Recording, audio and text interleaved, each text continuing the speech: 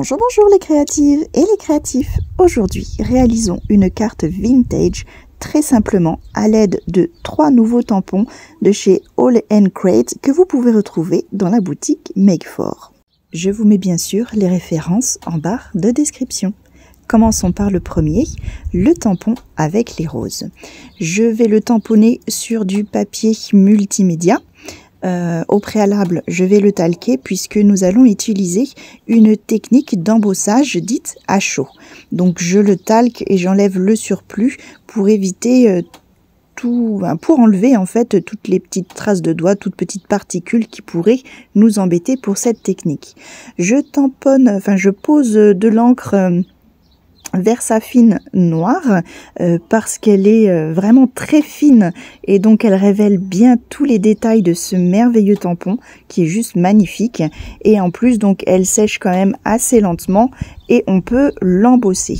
Je vais déjà donc appliquer tout doucement et vraiment surtout sur les roses, un petit peu de poudre or, mais vous voyez, j'y vais vraiment tout doucement sur un papier pour pouvoir récupérer un maximum de poudre. Ensuite, je viens prendre, donc, alors là, c'est un reste de peau de poudre embossée transparente que j'utilise justement pour faire des mélanges comme ça, parce qu'après, voilà, je récupère la poudre, mais forcément, il y a un petit peu de mélange avec la poudre or. Voilà, donc c'est un petit pot de mélange exprès. Voilà, donc technique à double embossage à chaud. Je préchauffe mon heat gun et là, la magie opère. Cette poudre vient fondre et faire apparaître, tout simplement un dessin absolument magnifique de mélange donc d'or et de cette encre noire qui devient donc brillante grâce à cette poudre à embosser transparente. C'est juste magnifique.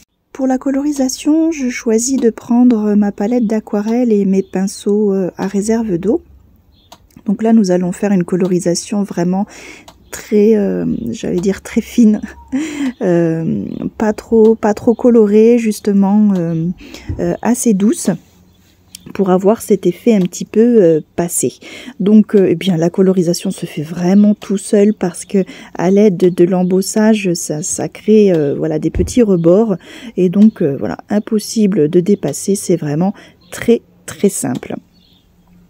Une fois mes roses colorisées, je vais venir faire des petites taches d'encre. Donc là je prends vraiment ce qu'on appelle la soupe que j'ai dans mon mélangeur, et je viens tapoter voilà tout doucement donc mon pinceau sur mon papier, juste pour faire un petit aplat en fait de pigments, mais surtout de l'eau en fait très légèrement pigmentée. Voilà, ça donne un petit effet tacheté comme ça, c'est assez sympa.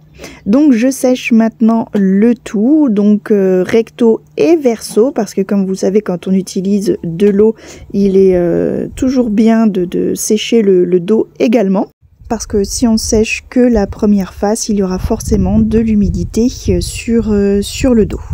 Passons maintenant au découpage de notre tamponnage. Alors j'ai envie de faire quelque chose vraiment d'irrégulier, style un petit peu parchemin.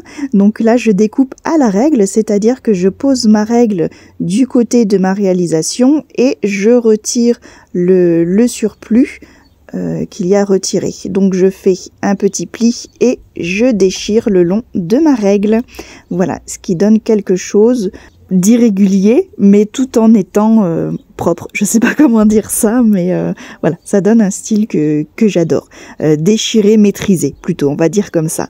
Et maintenant, donc, j'ancre le pourtour avec ma Distress Vintage Photo, qui donne, voilà, vraiment la petite touche finale à ce côté vieilli. C'est juste vraiment très beau. J'adore. Je sais pas ce que vous en pensez, mais moi j'adore. Laissons-le de côté le temps de confectionner donc le fond de carte.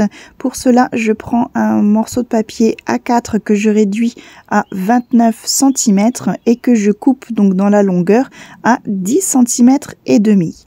Ce morceau, je viens le plier en deux, ce qui va nous donner donc notre base de la carte. Et ce dessin ira au milieu. Avant cela, je prends donc mon livre fétiche que je viens donc déchirer une page. Et là, donc, je vais retirer la marge parce que ce qui m'intéresse, c'est d'utiliser l'écriture de la page. Alors, je retire le côté et le haut, ce qui me donne déjà un angle. Et là, donc, je prends mes mesures de la hauteur et de la largeur. Je mets toujours de mon sous-main pour être sûr d'être bien droite.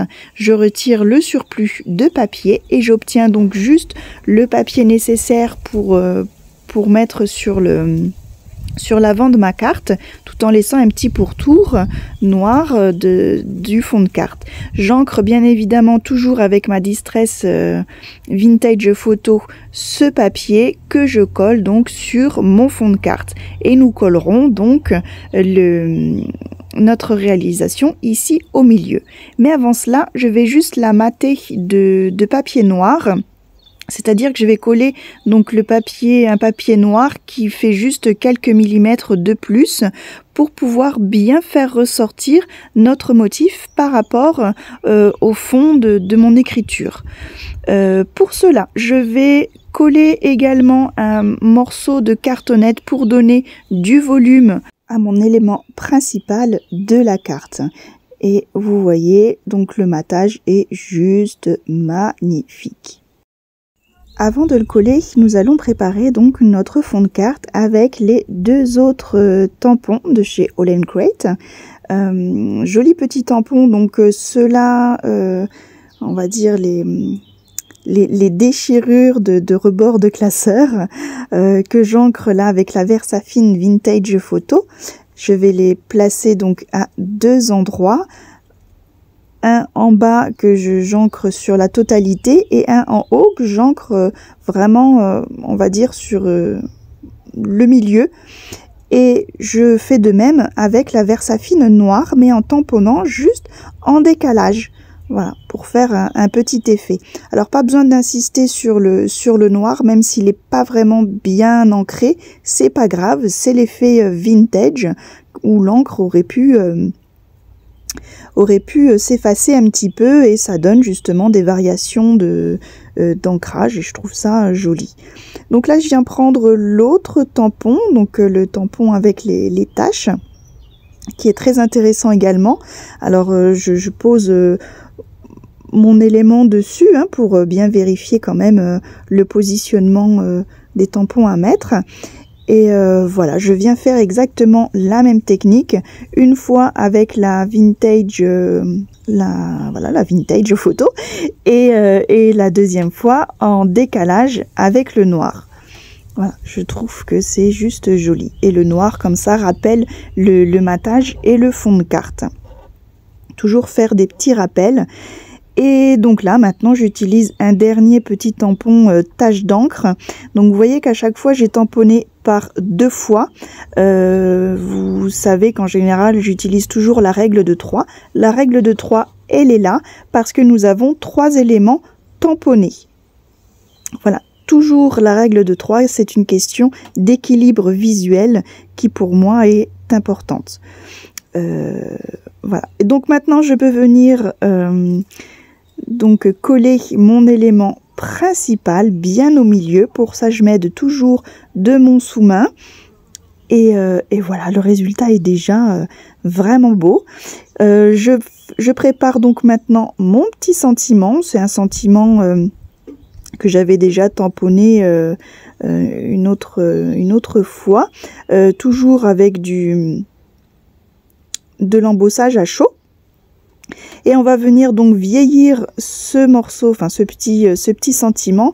Pour ça, je ressors mes aquarelles et je vais reprendre les mêmes couleurs que j'ai utilisées pour coloriser donc mes roses. Donc j'avais utilisé le rose, le bleu et le vert, vous voyez, toujours règle de 3. Voilà, comme ça on garde toujours une belle harmonie et tout est dans les mêmes teintes. Voilà, on ne se disperse pas.